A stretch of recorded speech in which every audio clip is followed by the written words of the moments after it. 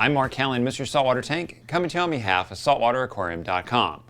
I'm willing to bet that nearly all of you watching this video want to grow coral in your saltwater tank. And to do that, you need water, which we got, and you need light.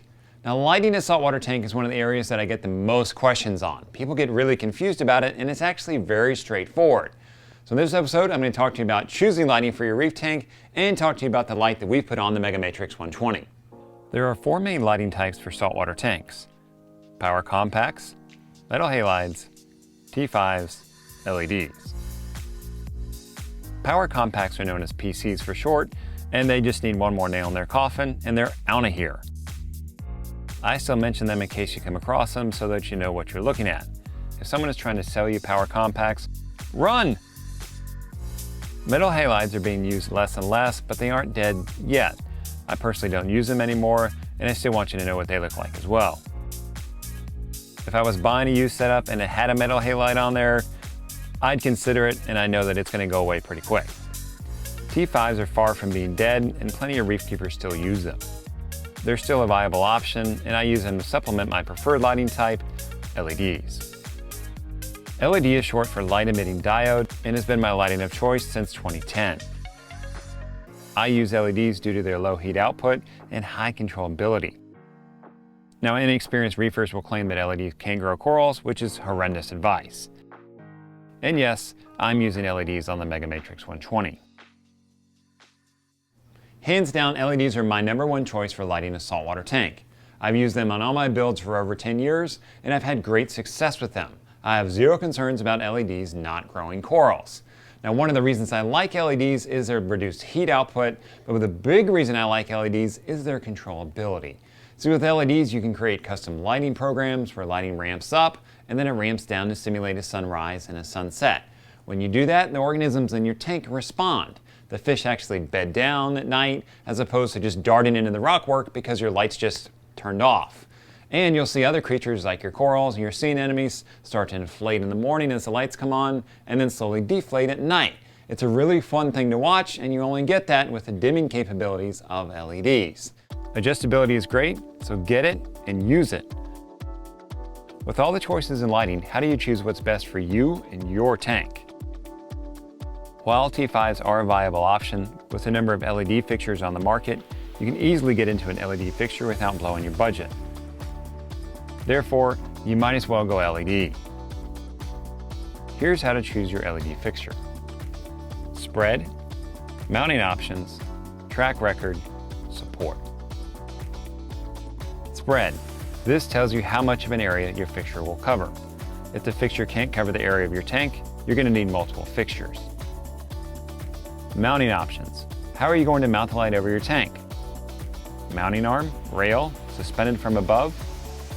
Make sure the fixture you choose can be mounted the way that works for you. Track record. You're mostly buying the light to grow coral, so look for a long track record of success. The company's webpage and social media pages should show plenty of examples of their lights over successful tanks. Finally, support.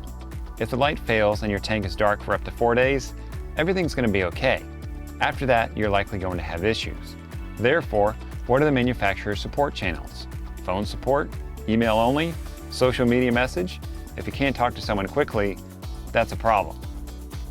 For the MegaMatrix 120, I'm using the Kessil AP9X fixture, which is the latest offering from Kessil. Kessil has a track record of success, and they're based in the USA, so if I need support, I know I can get it quickly.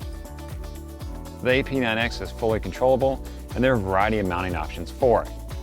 Once you've chosen your fixture, it has to go over your tank. Popular mounting options include hanging kits, arms/rails, and then some die-hard reefers like me even make their own light racks.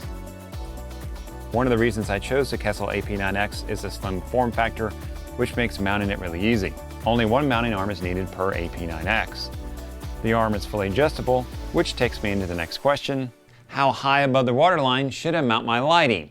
And I like to err on the side of going higher off the waterline. If you have your lighting too close to the water, a couple things happen. Number one, you have an increased chance of water from your tank getting into the lighting. When that happens, nothing good happens. Often it'll make your fixture fail, can pop light bulbs. That's bad. So I don't like to go real close to the water line. And the closer you get your light down to the water, the less spread you get out of your fixture. That can create light here in the center and not much out on the sides. Now when you raise your fixture, you can get away from those spread issues. Now for those of you that are running a canopy like we are in the Mega Matrix 120, the canopy is likely going to be your limiting factor when it comes to mounting the height of your lighting. See, on the Mega Matrix 120, we've got about 12 inches of canopy height. And the Kessil AP9X, we only could put it about 11 inches above the water line. Now in that case, it's all right. I've got enough distance here to get away from the water line in terms of splashing, and we get pretty good spread out of this fixture. If you're using a canopy, mount your lighting as high as you can in the canopy.